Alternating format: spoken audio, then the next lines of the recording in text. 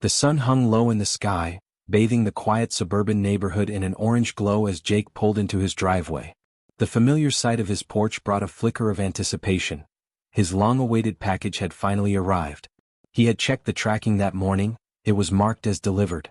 Hopping out of his car, he strode toward the front door, scanning for the brown Amazon box. A flicker of confusion crossed his face. He checked again. Nothing. His brows knitted together. Maybe the delivery guy had left it by the garage? He jogged around, peering behind the bushes, even checking under the welcome mat. Nothing. A sinking feeling clawed at his gut.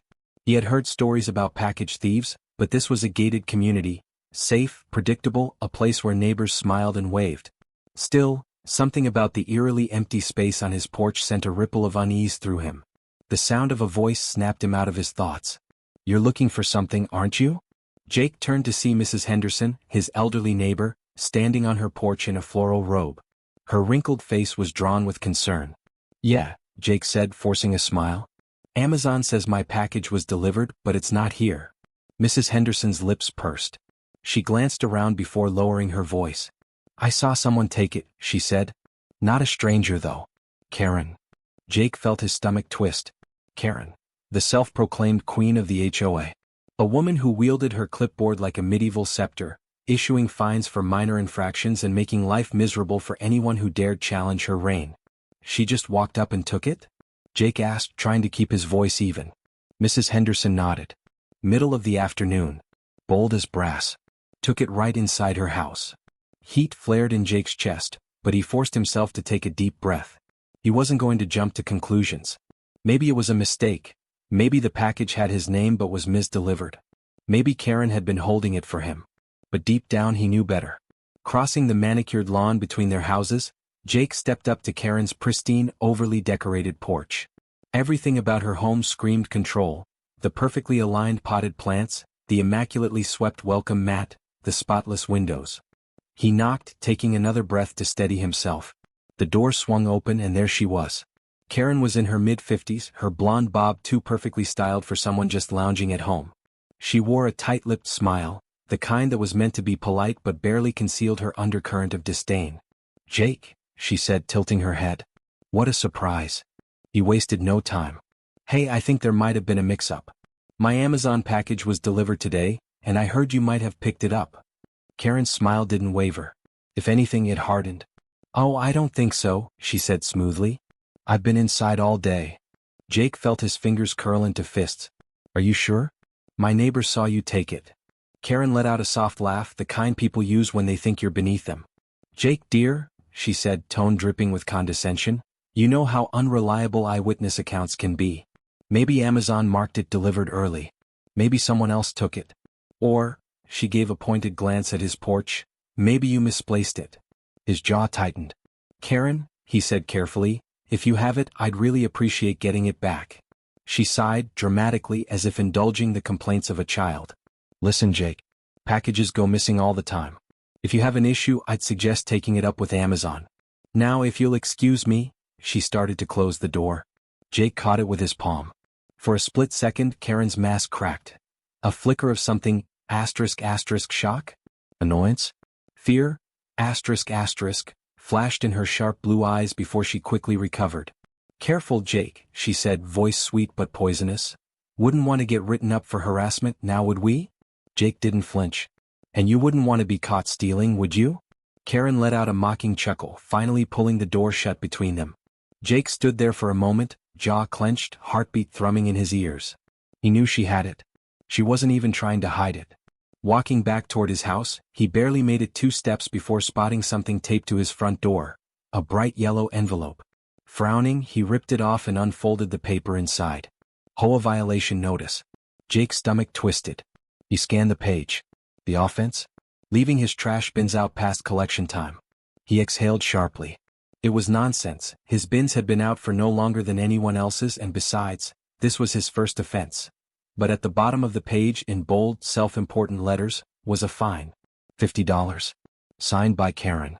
A bitter laugh escaped his lips. So that's how she wanted to play it. For a moment, Jake considered letting it go. Just paying the stupid fine and ordering a replacement for whatever Karen had stolen. But as he stood there, crumpling the violation notice in his fist, he realized something. This wasn't just about a package. Karen wasn't just stealing mail, she was stealing control. She saw herself as untouchable, lording over the neighborhood with her fabricated authority, punishing anyone who dared challenge her. But she had made one mistake. She messed with the wrong person. Jake took one last look at her house. The smugness. The unshakable confidence of a woman who thought she had won.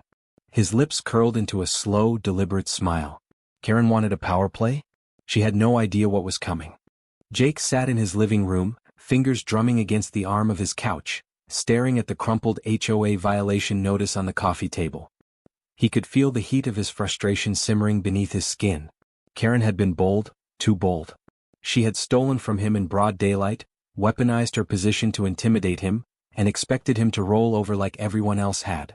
But Jake wasn't like everyone else. He exhaled slowly, forcing his mind into focus. If he wanted to take Karen down, it couldn't be through brute force or angry confrontation. That's what she expected. No, he needed something better, something that would hit her where it truly hurt. Karen thrived on control. That was her weakness. The pristine yard, the obsessively maintained house, the iron grip she held over the HO, it all stemmed from her pathological need to dominate. And like all control freaks, she had a breaking point. Jake just needed to find it. He started with research. Not the obvious kind. He already knew Karen's reputation, her patterns, the way she manipulated HOA rules to her advantage. What he needed was something personal, so he did what any rational person seeking revenge would do. He watched. At first it was casual. He'd take Max for a walk past her house at different times of the day, take note of her habits. Karen was nothing if not predictable. Morning yoga on her porch, afternoon phone calls that always seemed heated, evening walks around the block to inspect the neighborhood like a self-appointed warden. But it wasn't until 3 days later that he struck gold. It happened in the most unexpected way. He had just stepped outside to grab his mail when he heard a shriek, a loud, panicked, utterly unhinged scream from Karen's yard. His head snapped up just in time to see her flailing wildly, swatting at the air like she was being attacked. Then he saw it, a single tiny bee buzzing near her face. The scream turned into a guttural wail as she bolted inside, slamming the door so hard a decorative wreath fell off its hook. Jake stood frozen for a moment before realization dawned. She's terrified of insects. A slow grin spread across his face. He had found her breaking point. The next step was simple. He spent that evening scouring the internet, looking for the perfect weapon. He scrolled past prank items, fake roaches, plastic spiders, things that might startle but wouldn't have a lasting effect. No, he needed something real, something that would send her spiraling into chaos. And then he found it. An online seller specializing in live hornets for pest control. Jake's heart pounded as he read the description. The seller offered a sealed, breathable container filled with a dozen live hornets. Perfectly legal, perfectly packaged, and perfectly terrifying. He didn't hesitate. He placed the order. 2 days later the package arrived. He handled it with extreme care, setting it gently on his kitchen counter. Through the ventilation holes, he could hear the faint buzzing from inside. The sound alone sent a thrill through his spine. Now it was time for the trap. Jake printed a fake Amazon shipping label, addressed to himself. He wrapped the Hornet box in standard brown packaging, taping it up just like any other delivery. To make it more enticing, he scrawled, "Expedited delivery, high-value contents" on the side. Then he set the bait. That afternoon he placed the package right on his front porch in clear view of Karen's house. Then he waited. Hours passed. He kept an eye on the window, watching the street, feeling the anticipation coil tight in his stomach. But Karen didn't take the bait immediately. She wasn't reckless, she waited, observed, made sure no one was around. Then, just as the sun dipped below the horizon, she struck. Jake's heart pounded as she casually strolled over, glancing left, then right. Her movements were smooth, practiced, like she had done this 100 times before. Without hesitation, she scooped up the package, tucked it under her arm, and strutted back toward her house. Jake exhaled, grinning. She had no idea. He imagined the scene unfolding inside her pristine home. The way she'd carry the package to her perfect white kitchen, probably setting it down with satisfaction, believing she had just stolen something valuable. The smug, self-satisfied expression as she peeled back the tape. The buzzing would be the first thing she noticed. Then the movement. And then chaos. Jake could barely contain his anticipation. He wasn't just getting back his stolen package. He was delivering something far worse. A reckoning. Karen wanted to control everything. But she had just invited absolute, uncontrollable mayhem into her home. The moment the package disappeared into Karen's house, Jake felt an electric thrill shoot through his veins. He had played his move. Now it was time to wait for hers. He didn't have to wait long. It started with a scream, asterisk asterisk, not just any scream, but a piercing, primal shriek asterisk asterisk that cut through the quiet suburban evening like a knife. Then came the unmistakable sound of crashing, shattering, pure, unfiltered panic. Jake's lips curled into a slow, satisfied grin. From his window, he caught a glimpse of Karen through the large bay windows of her immaculate living room. Pure chaos. She was flailing, her arms wildly swiping at the air, her meticulously styled blonde bob a mess as she stumbled backward into a decorative end table, sending a crystal vase flying. Then she bolted. Karen shot out of her front door, her face twisted in sheer terror, slapping at her arms, her hair, her clothes as if the Hornets were crawling all over her. Her shrieks were unhinged, echoing through the neighborhood as she stumbled down her porch steps, tripping onto the perfectly manicured lawn. Jake bit his lip to keep from laughing. Several neighbors had already stepped outside, drawn by the commotion. Mrs. Henderson, still in her floral robe, squinted across the street, her mouth slightly agape. Mr. Lewinsky, the retired Army vet, stood on his porch with his arms crossed, bemused. Karen didn't care. She was too busy ripping off her cardigan and flinging it into the air, as if she expected an entire swarm to come pouring out of the fabric. The buzzing around her must have confirmed her worst fears. Asterisk asterisk, she had stolen something alive, and now it was fighting back. Asterisk asterisk. Asterisk, oh my God. Oh my God. Asterisk, she screeched, spinning in circles, eyes wild with horror. A car came to a sudden stop in the middle of the street as a driver rolled down their window. What the hell is going on? Jake could barely contain himself. Karen, who had spent years terrorizing the neighborhood with her HOA violations, her absurd rules, her petty power plays, was now flailing around like a lunatic, battling invisible enemies. And then, as if the universe wanted to add one final touch of poetic justice, she ran straight into the community's decorative fountain. The moment her foot hit the slick marble edge, her balance was gone. With a loud, ungraceful splash, Karen plunged backward into the ice-cold water, sending a tidal wave cascading over the neatly arranged flower beds. A collective gasp rippled through the watching neighbors. Jake. He nearly doubled over with silent laughter. For a moment, Karen just lay there, soaked, sputtering, her once flawless appearance reduced to a sopping mess, her blouse clung to her body, her hair was plastered across her face, and her designer shoes? Floating just out of reach. And then, asterisk asterisk, she snapped, asterisk asterisk. This is an attack, she shrieked, standing up in the fountain, water sloshing around her knees. Her eyes darted wildly between the onlookers. Who did this?